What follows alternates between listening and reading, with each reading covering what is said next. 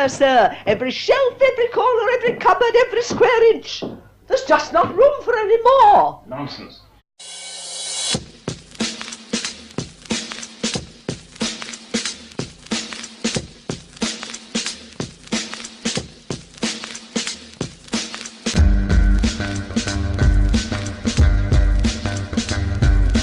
Quijotes por el mundo es una exposición que tiene, creo yo, una doble finalidad, ¿no? Una puede ser mostrar y explicar por qué el Quijote es ese libro tan universal, y precisamente lo es por las traducciones, y por otro lado también mostrar la riqueza patrimonial, bibliográfica de la red de bibliotecas del Instituto Cervantes. El Quijote, una obra convertida en universal por su traducción a 144 lenguas que se acercaron al libro cautivadas por su forma y fondo. Cervantes lo que ha hecho es entregarnos toda una teoría literaria previa, cuajada en un molde nuevo, que es la novela. Y ese género nuevo empieza a llamar la atención porque su expresión lingüística es muy culta, pero al mismo tiempo conversacional. En el fondo, además, Cervantes está presentando dos figuras, el Quijote y Sancho, tan representativas de las variedades del alma humana, que naturalmente cualquier persona de cualquier lugar encuentra ahí un eco en unos personajes que le son cercanos. Y así lectores de todo el mundo hicieron del Quijote un texto propio y a la vez universal. 绅士先生，我觉得诗好比一个美丽非凡的娇滴滴的小姑娘。 a quien tienen cuidado de enriquecer, pulir y adornar otras muchas doncellas, que son todas las otras ciencias. Iar ea cata să-i sluji de toate, și toate trebuie să-și tragă prestigiul din ea. En 1605 se publicó en Madrid la primera parte de la inmortal novela de Miguel de Cervantes. En un lugar de la Mancha, de cuyo nombre no quiero acordarme, no ha mucho tiempo que vivía un hidalgo de los de lanza en astillero. Adarga antigua, rocín flaco y galgo corredor. El Quijote fue un éxito de ventas, nada más salir, y es un libro que es leído como un libro de entretenimiento, un libro de risa, pero rápidamente el Quijote, seguramente porque todavía en Europa los libros de caballerías eran demandados y leídos y todavía se seguían escribiendo, empieza a ser difundido en Francia, empieza a ser difundido en Inglaterra y empieza sobre todo a ser traducido. La primera traducción del Quijote la hizo Thomas Shelton al inglés en 1612. Según él dice en el prólogo, lo hace casi obligado porque tiene amigos que no tienen capacidad de leer el Quijote en español, tienen muchas ganas de leerlo y entonces él, bueno, como hacerles un favor, hace, digamos, esa traducción. A partir de ahí nos vamos a encontrar, sobre todo en el ámbito inglés, que el Quijote deja de ser ese personaje divertido que hace las delicias de los lectores con risas para ser ese libro que plantea un modelo de narrativa nueva que se estaba buscando, en donde la novela critica, pero critica de una manera especial que es haciéndonos reír. La obra no solo experimentó cambios de interpretación, sino también de traducción. Las traducciones en las primeras épocas son realmente adaptaciones, apropiaciones, en donde el traductor tenía, no digamos la libertad, sino incluso la imposición de adaptar el texto a los momentos culturales de cada una de las épocas y de los entornos en donde la traducción se estaba produciendo. Hasta llegar al siglo XX, que es el momento del triunfo del hispanismo, en donde nos encontramos ya la traducción científica. Cambios vistos igualmente en la transposición del Quijote a imágenes en los siglos XVII y XVIII.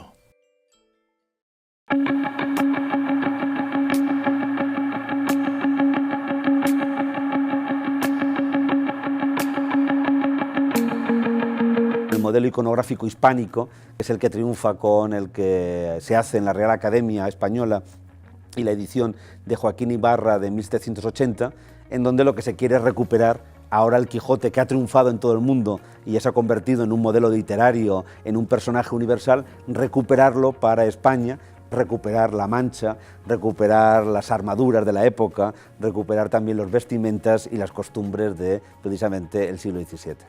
Edición que incluye las ilustraciones favoritas del director del Instituto Cervantes y exdirector de la Real Academia Española. Para esa edición, una comisión de académicos seleccionó qué escenas debían ser dibujadas. Y señalaban qué tenía que expresar el dibujante.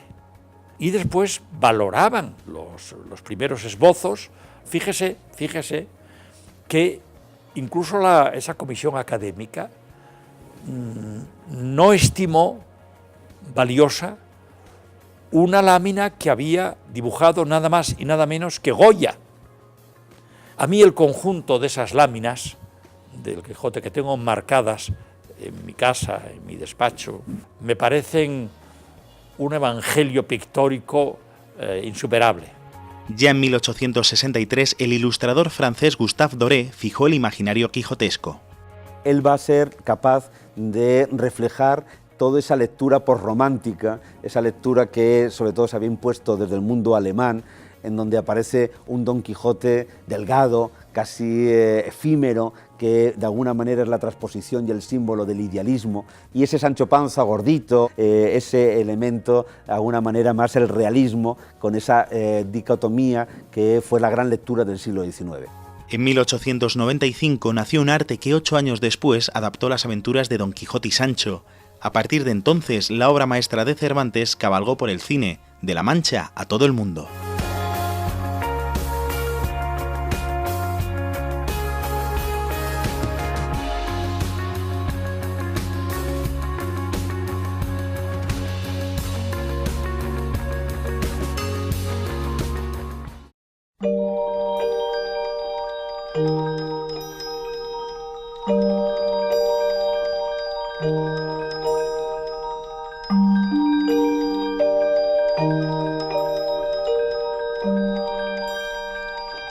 Esa escena tiene al fondo una referencia bíblica, que es cuando Cristo muere en la cruz, el evangelista dice et inclinato capite emisit spiritum, es decir, inclinada la cabeza, entregó su espíritu.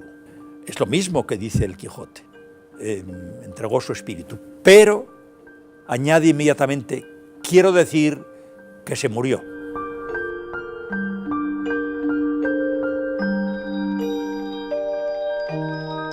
Jorge Luis Borges, comentando esto, dice, ¡qué maravilla, qué milagro! Ese quiero decir que se murió. Porque en definitiva estaba ya superando el lenguaje convencional, el lenguaje trascendido de quien era Quijote, y se encuentra con la realidad viva, la realidad que es, quiero decir que se murió.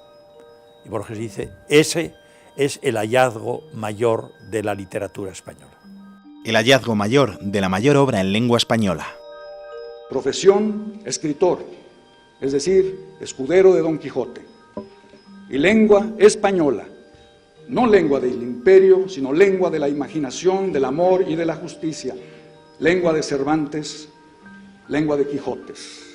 Muchas gracias.